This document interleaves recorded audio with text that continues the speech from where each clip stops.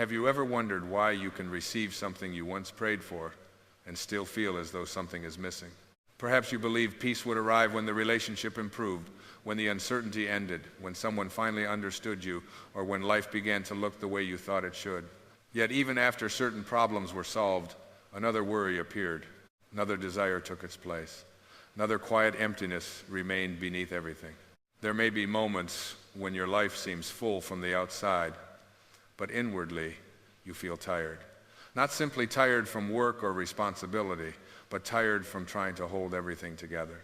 Tired from thinking about what might happen. Tired from explaining yourself. Tired from needing reassurance that you are loved, valued, safe, and moving in the right direction. And somewhere beneath all that noise, a quiet question begins to rise. What does my soul really want? Maybe this soul does not want what the restless mind has been asking for. Maybe it is not waiting for a perfect future, a painless relationship, or a life without uncertainty. Perhaps it is asking for something much simpler and much deeper.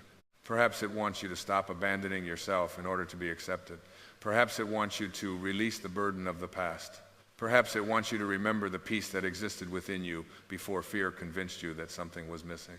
You have probably been taught to look outward for the answers. From a very early age, the world begins telling you what should make you happy, be admired, be chosen, be successful in the eyes of others. Avoid mistakes. Hold on tightly to what you have. Make sure everyone approves of the person you are becoming.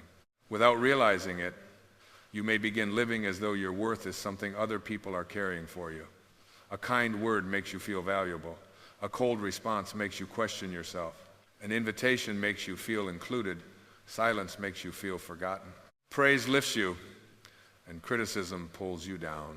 This can become exhausting because the outside world is always changing. People change, circumstances change, bodies change, plans change.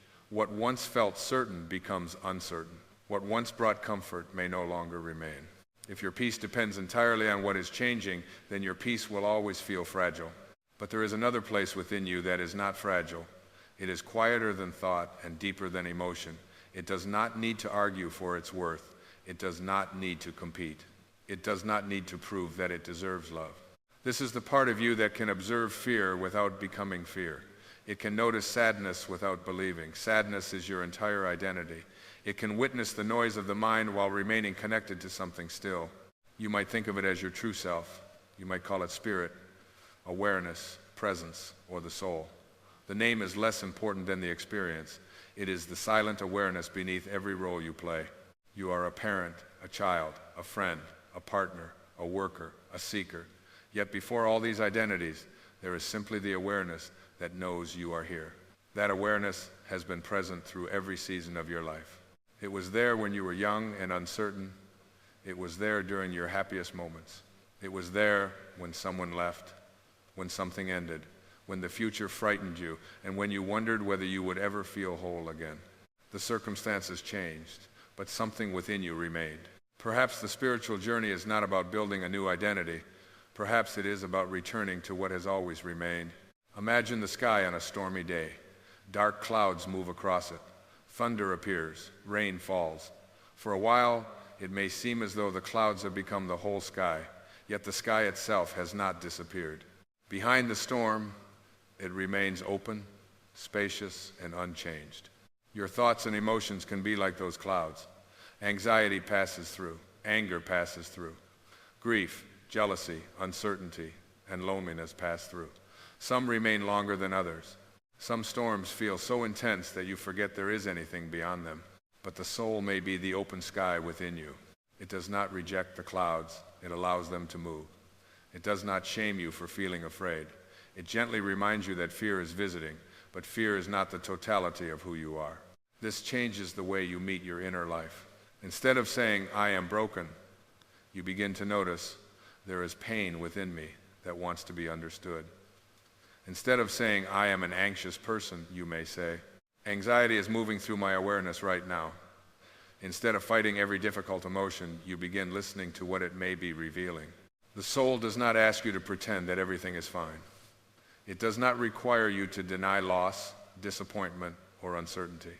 Spiritual peace is not the absence of human feeling. It is the presence of a deeper awareness that can hold your feelings without being destroyed by them. Consider how often you have tried to escape discomfort by reaching for something outside yourself. You may check your phone, seek reassurance, replay a conversation, imagine the worst, or search for someone who can tell you exactly what will happen next. For a moment, the distraction helps. Then the uneasiness returns, because it was never truly asking for distraction. It was asking for your presence. There may be a part of you that has spent years waiting to be listened to, not fixed, not judged, simply met with compassion. The soul often speaks quietly. It may appear as a feeling of discomfort when you are betraying your own truth. It may appear as exhaustion when you have been living only to please others. It may appear as longing when your days have become disconnected from love and meaning. It may appear as restlessness when you continue pursuing things that impress the world but do not nourish your inner life.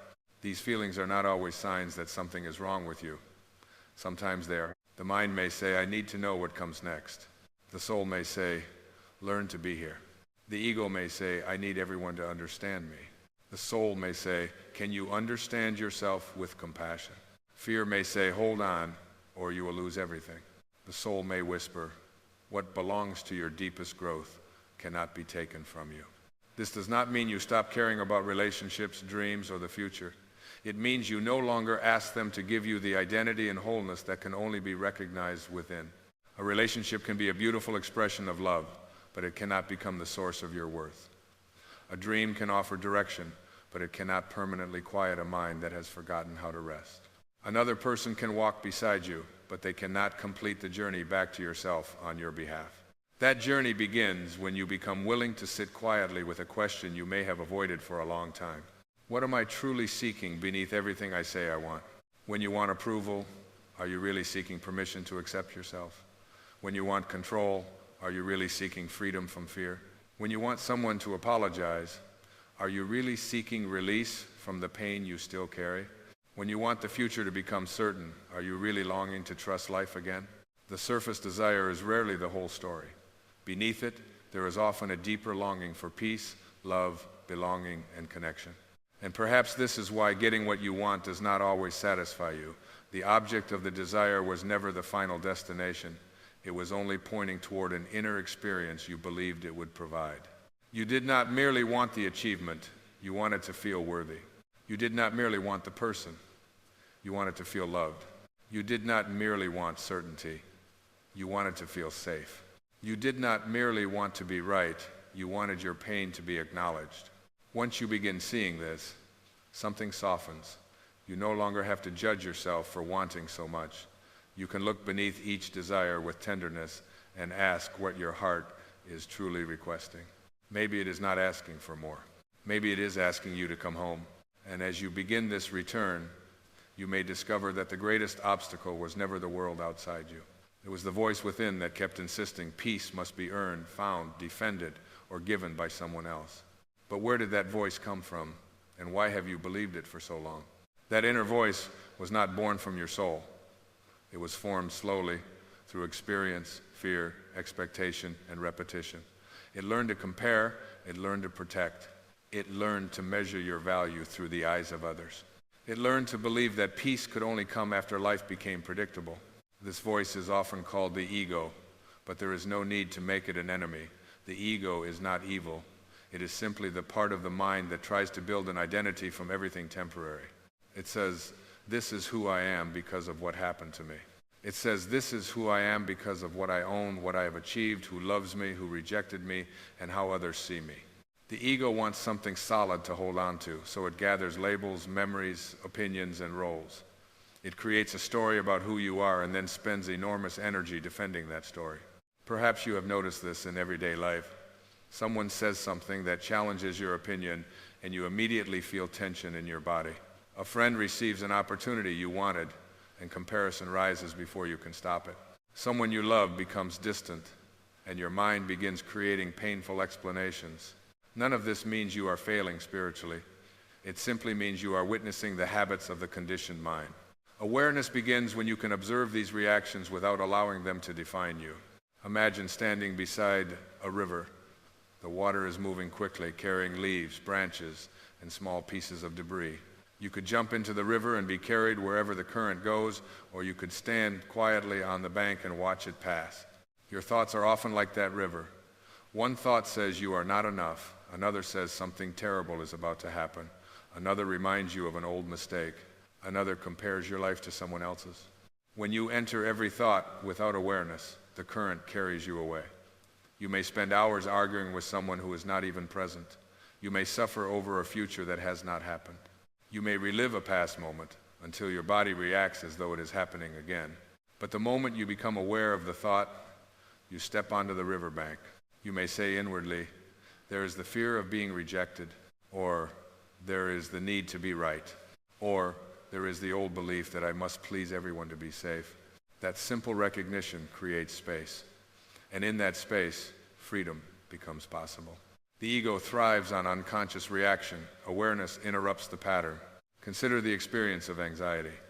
Anxiety often feels as though the mind is trying to protect you by preparing for every possible outcome. It asks endless questions. What if this goes wrong? What if they leave? What if I make the wrong decision? What if I cannot handle what is coming? The mind believes that constant thinking will create safety, yet the more it searches for certainty, the more uncertain life appears. This is one of the great paradoxes of the ego. It tries to eliminate fear through control, but the need for control often creates more fear. You may plan carefully, rehearse conversations, examine every detail, and still discover that life unfolds in a way you could not predict. The soul does not promise certainty. It invites trust. Trust is not the belief that everything will happen exactly as you want. It is the quiet recognition that you can remain connected to yourself even when life changes. You may not know what comes next, but you can know how you wish to meet it. You can meet uncertainty with presence rather than panic. You can meet loss with compassion rather than self-abandonment. You can meet change with openness rather than immediate resistance. When the mind says, I must control this, perhaps you can gently ask, what am I afraid will happen if I let life move? Often, beneath control is a wounded part of you that once learned that uncertainty was dangerous. Maybe something ended without warning. Maybe someone was inconsistent. Maybe you experienced loss, betrayal, or emotional instability. Your need for control may have been an attempt to prevent pain from returning. When you see this clearly, you do not need to criticize yourself. You can offer understanding. You can say, I know why you are afraid. You have been trying to protect me. Then you can begin to choose differently. The soul does not heal through judgment. It heals through compassionate awareness. Attachment is another way the ego seeks security. It says, I cannot be happy unless this person stays, this plan succeeds, or this outcome occurs. There is nothing wrong with caring deeply. Love naturally forms bonds. The difficulty begins when love becomes fear and connection becomes possession. You may love someone and still try to control how they respond. You may call it concern, but underneath there may be a fear of being left. You may give constantly, hoping your kindness will guarantee their loyalty. You may silence your own needs to avoid conflict. Then, over time, you become emotionally exhausted. People-pleasing often begins as a search for love. You learn to read the room. You sense what others need. You become agreeable, helpful, and easy to be around. Perhaps you receive approval for being the person who never causes trouble. But quietly, you may begin disappearing from your own life. You say yes when your body says no. You remain silent when your heart wants to speak. You adjust yourself so often that you no longer know what you truly feel. The ego says, if everyone is pleased with me, I will be safe. The soul asks, can you remain loving without abandoning yourself? This is an important distinction. Love is not self-erasure. Kindness does not require you to betray your truth. Peace does not mean avoiding every uncomfortable conversation. Sometimes inner peace comes from speaking honestly and gently. Sometimes it comes from allowing another person to misunderstand you. Sometimes it comes from walking away from a pattern that repeatedly harms your spirit. The soul does not ask you to become cold. It asks you to become whole. Wholeness means you can care for others without making their approval the measure of your worth. You can listen without losing your own voice. You can give without using sacrifice to purchase love. This may feel unfamiliar at first. When you begin setting boundaries, the ego may become afraid. It may say, they will reject me. Perhaps some people will resist the new version of you because they benefited from the version who never said no. But your spiritual task is not to make every person comfortable. It is to remain aligned with love, truth, and self-respect. Comparison is another subtle voice of the ego. It looks at someone else's life and creates a judgment about your own. You see their relationship, appearance, success, confidence, or apparent peace, and suddenly your path seems inadequate. But comparison is built on incomplete information. You see the surface of another person's life and compare it to the private struggles of your own. A tree does not look at another tree and wonder why it grew faster. One tree bends toward the sun, another grows slowly in difficult soil. One loses its leaves early, another remains green through a longer season. Each is participating in life according to its own rhythm. Your path has its own timing. Your lessons have their own shape. Some chapters require movement. Others require waiting. Some seasons bring clarity. Others teach you how to remain peaceful without answers. The ego wants to know whether you are ahead or behind. The soul understands there is nowhere else you are supposed to be. This does not mean you never change. It means change no longer comes from self-rejection. You can grow because you love yourself, not because you are trying to escape yourself. There is a great difference between saying, I must become better because I am not enough, and saying, I am willing to grow because life is inviting me to become more conscious. One is driven by shame. The other is guided by love. Fear often hides beneath both attachment and comparison. The fear of not being chosen, the fear of being forgotten, the fear of aging, the fear that time is running out.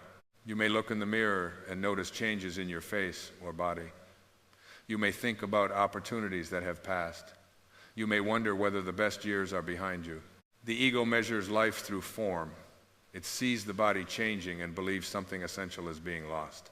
But the soul may view aging differently. It may see each year as an invitation to release what no longer matters. The need to impress, the pressure to perform, the burden of carrying old identities. Aging can become a movement inward. The outer world may ask you to fear change, while the soul asks you to deepen. You may begin to value silence more. You may become less interested in proving yourself. You may discover that what once seemed important no longer has the same hold over you. This is not loss. It may be refinement.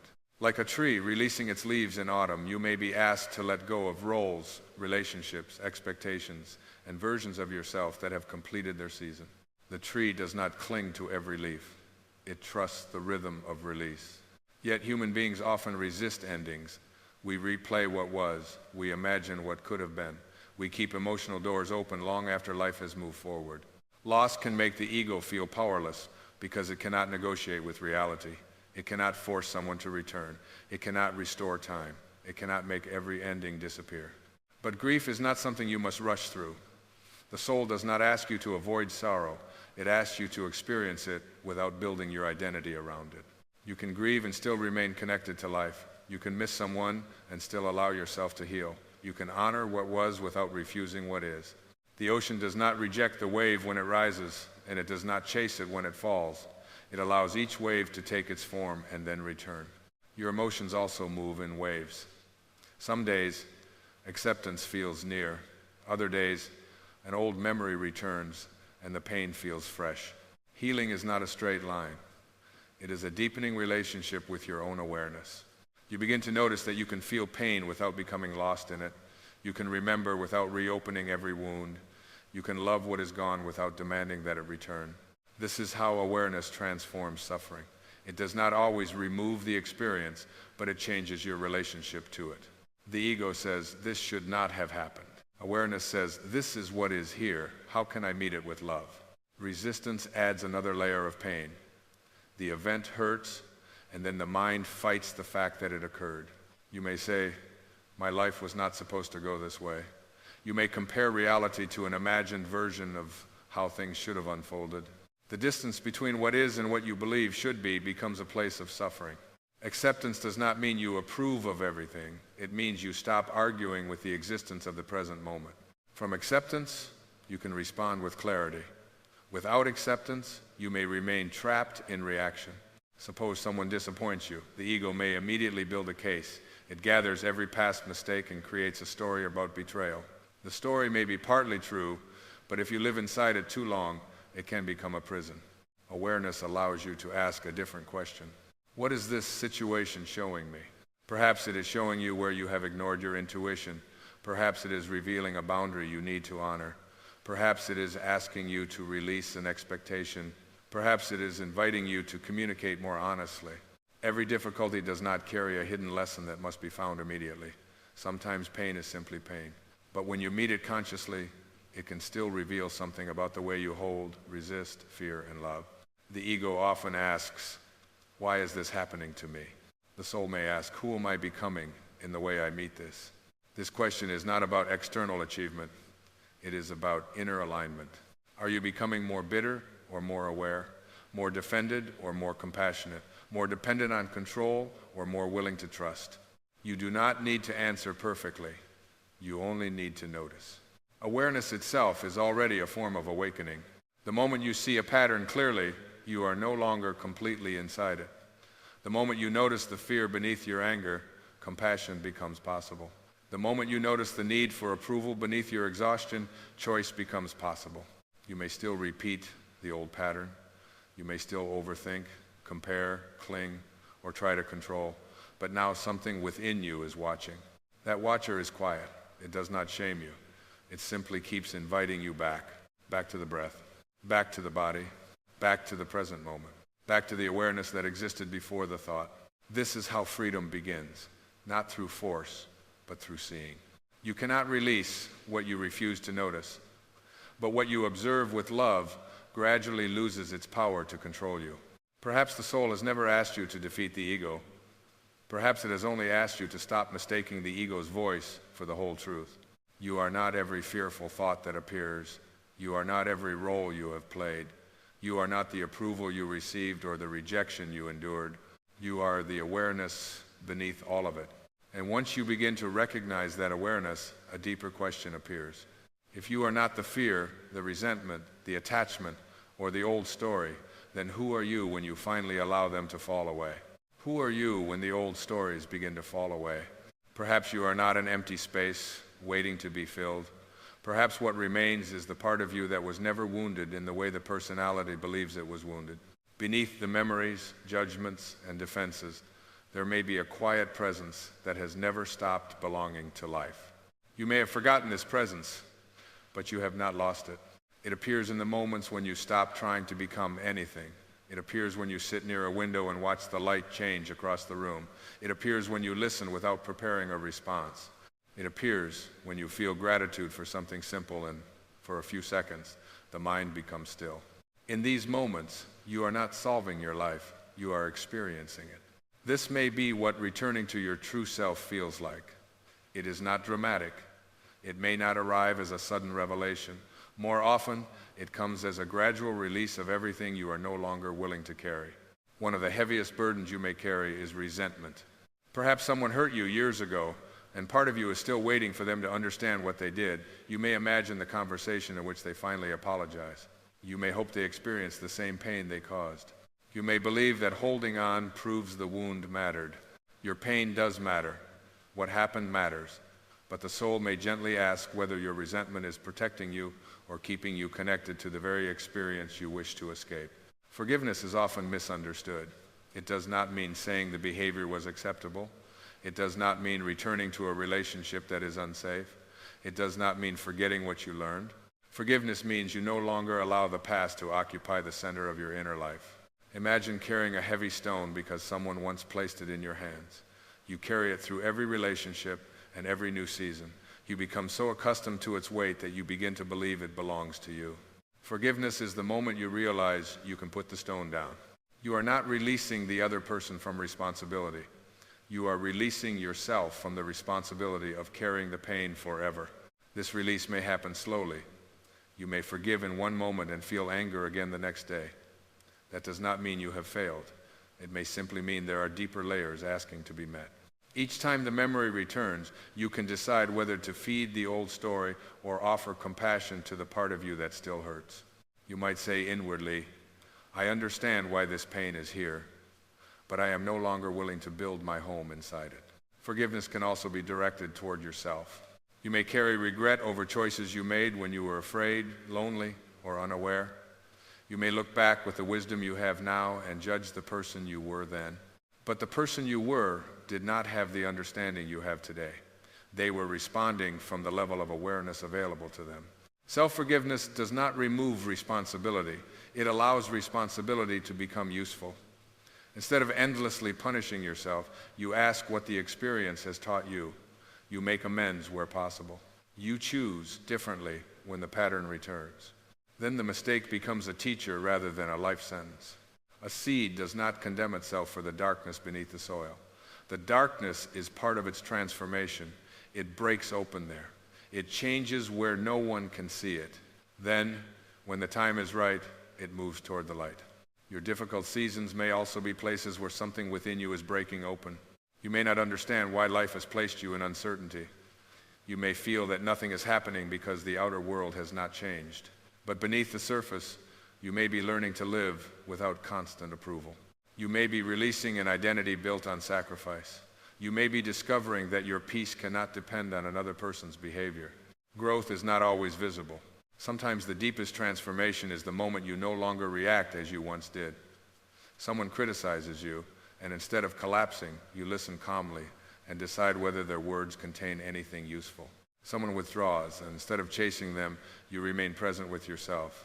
A plan changes, and instead of assuming your life is falling apart, you allow another path to appear. These quiet changes may be signs that you are returning to yourself. Returning also requires surrender. Surrender can sound frightening because the ego hears it as defeat. It imagines giving up, becoming passive, or allowing life to control you. But spiritual surrender is not the abandonment of action. It is the release of your demand that life follow only one acceptable path. You can have an intention without becoming imprisoned by the outcome. You can move toward healing without deciding exactly how healing must look. You can love someone without trying to control their journey. You can make a decision while remaining open to what the decision reveals. This is the difference between intention and attachment. Intention says, I wish to live in alignment with love.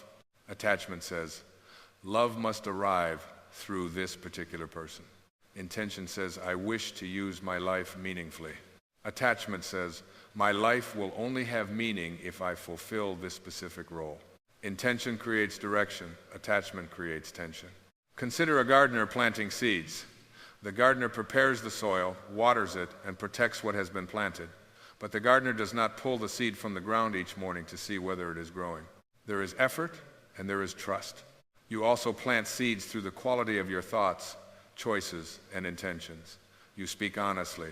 You offer kindness. You create boundaries. You take the next step available to you. Then there comes a moment when you must allow life to participate. You cannot force every seed to bloom on your schedule. Some intentions need time. Some transform into something different from what you imagined. Some fail to grow because they were not meant to become part of your path. The ego may call this disappointment. The soul may recognize redirection. You may have wanted a relationship to last forever, only to discover that its ending returned you to yourself. You may have wanted a door to open, only to realize later that the closed door protected you from a life that was not aligned with your deepest truth. This does not mean every loss will immediately make sense. Sometimes understanding comes years later.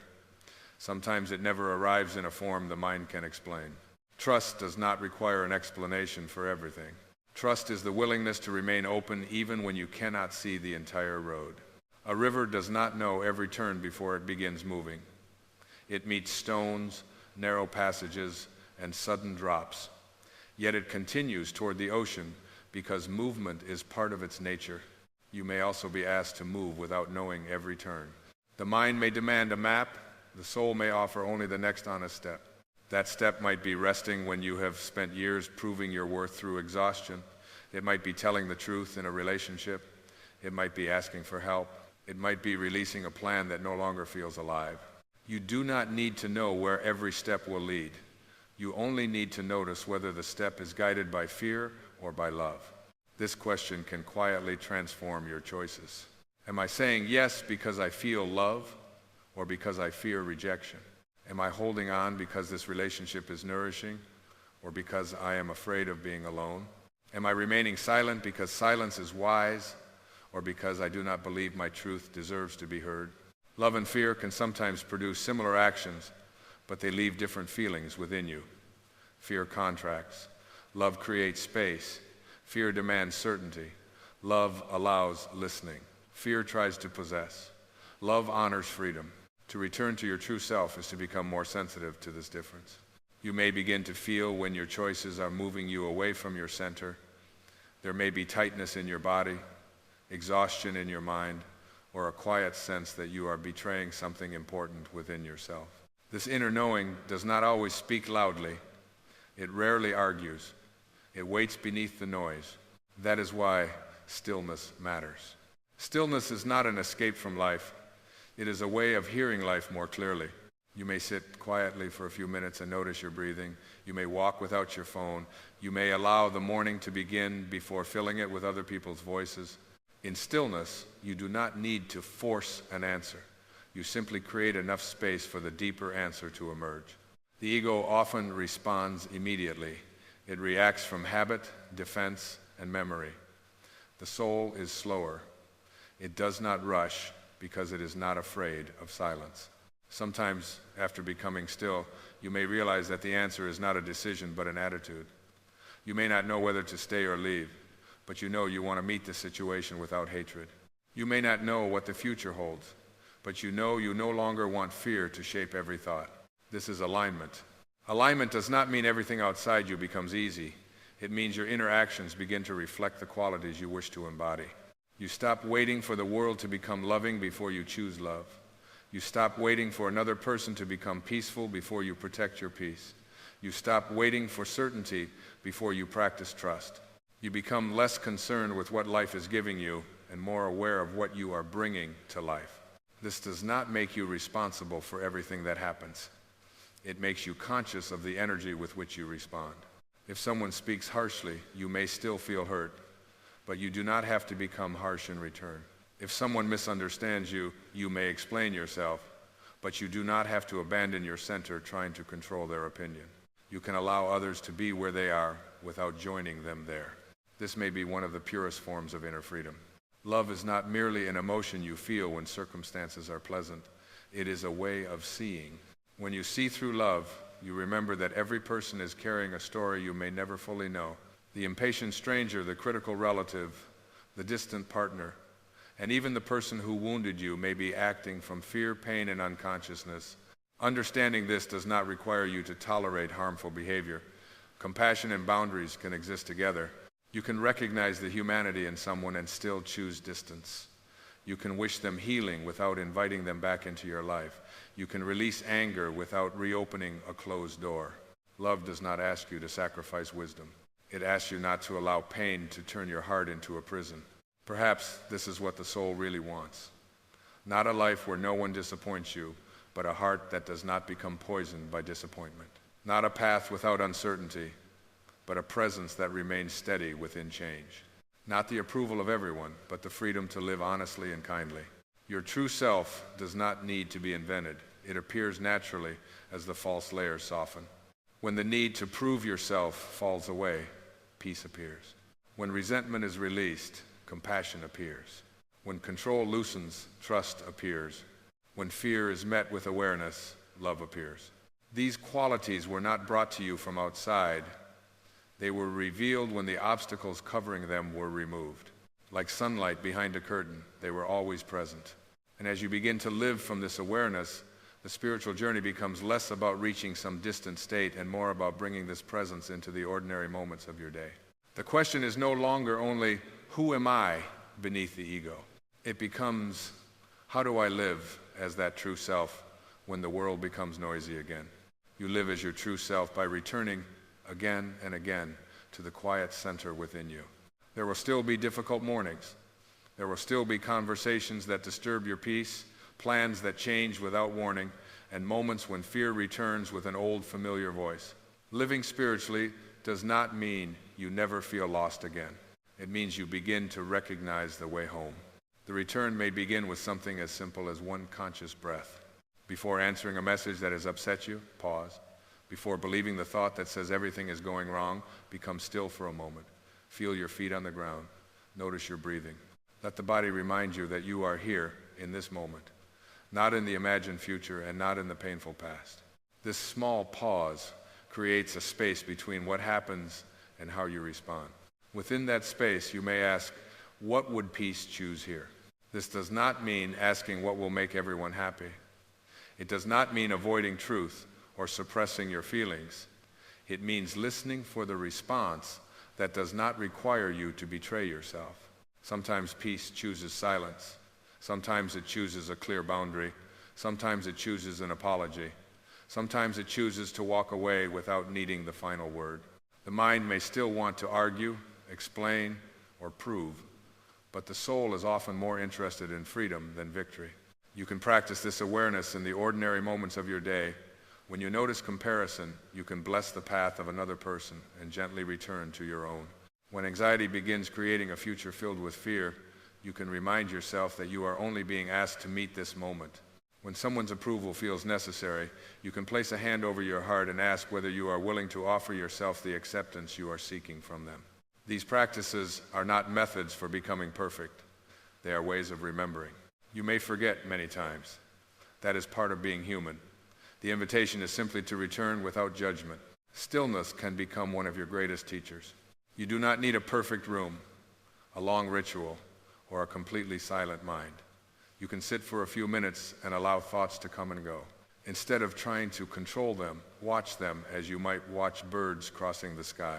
One thought may bring a worry, another may carry an old memory, another may tell you that you are wasting time. You do not have to follow every bird. As you sit, you may begin to sense the awareness that is watching. That awareness does not need to struggle, it simply notices. The more familiar you become with this quiet presence, the easier it becomes to recognize it during the noise of life. Gratitude is another way of returning. Gratitude does not require you to deny what is painful. It asks you to notice that pain is not the only thing present. Even in an uncertain season, there may be sunlight entering a window, water to drink, a voice you are grateful to hear, or a moment of rest you almost overlooked. The ego often searches for what is missing. Gratitude gently reveals what remains. You might begin the day by noticing one simple gift, not because you are trying to force positivity, but because attention shapes experience. What you continually notice becomes the landscape of your inner world. When you notice only what has gone wrong, life begins to feel like a collection of wounds. When you also notice kindness, beauty, growth, and grace, the same life becomes more spacious. Forgiveness can also become a daily practice. You may not need to sit down and forgive every person at once. Perhaps you begin by noticing where resentment tightens your body. You breathe into that place and quietly say, I am willing to release this when I am ready. Willingness is enough to begin. You may forgive the stranger who spoke impatiently. You may forgive yourself for overreacting. You may release the small grievances that accumulate during the day before they become a permanent weight. Each act of forgiveness clears a little more space within you. Trust is practiced in the same way, not through one great declaration, but through small moments of release. You make the wisest choice you can, and then you allow the outcome to unfold. You stop reopening the decision every hour. You stop demanding that the future reveal itself before you are willing to live today. Trust says, I may not see the whole path, but I can take this step with awareness. There may be days when this feels natural and days when it feels impossible. On the difficult days, perhaps trust simply means admitting that you are afraid while refusing to let fear become your only guide. The soul does not ask for perfection. It asks for sincerity. It asks you to notice when you are living from love and when you are living from fear. It asks you to become honest about what no longer feels true. It asks you to release the habit of searching everywhere for what already exists within you. What the soul really wants may be much simpler than the mind imagines. It wants you to be present for your own life. It wants you to stop measuring your worth through temporary things. It wants you to forgive so the past no longer controls the present. It wants you to loosen your grip and discover that life can carry you. It wants you to recognize love not as something you must earn, but as the nature you reveal when fear begins to soften. The soul is not asking you to create a flawless life. It is asking you to bring awareness into the life you already have. You can wash the dishes with presence. You can listen to someone without preparing your reply. You can rest without feeling that you must justify it. You can walk outside and allow the sky to remind you that there is something larger than the thoughts moving through your mind. These are not small things. A life is made of ordinary moments. When you bring consciousness to those moments, the ordinary becomes sacred. You begin to discover that peace is not waiting somewhere in the future. It is available in the way you meet this breath, this conversation, this ending, and this beginning. Perhaps you have spent years believing that you were incomplete. Perhaps you thought you needed another person, another answer, or another achievement before you could finally rest. But what if you were never incomplete? What if the peace you have been seeking was covered by fear, but never destroyed by it? What if your true self has been quietly waiting beneath every role, every wound, and every attempt to become worthy? You are not becoming someone new. You are remembering the person you were before the world taught you to doubt your own light. And each time you choose awareness instead of reaction, forgiveness instead of resentment, love instead of fear, and trust instead of control, you return a little more deeply to that truth. Let your life become this gentle return. Return when you forget. Return when you become afraid. Return when the world becomes loud. Return to your breath, to your heart, to stillness, and to the awareness that has never left you. There is nothing you need to prove in this moment. There is nowhere else you must arrive before you are allowed to feel peace. You are here. You are alive. And beneath all the noise, something within you already knows the way.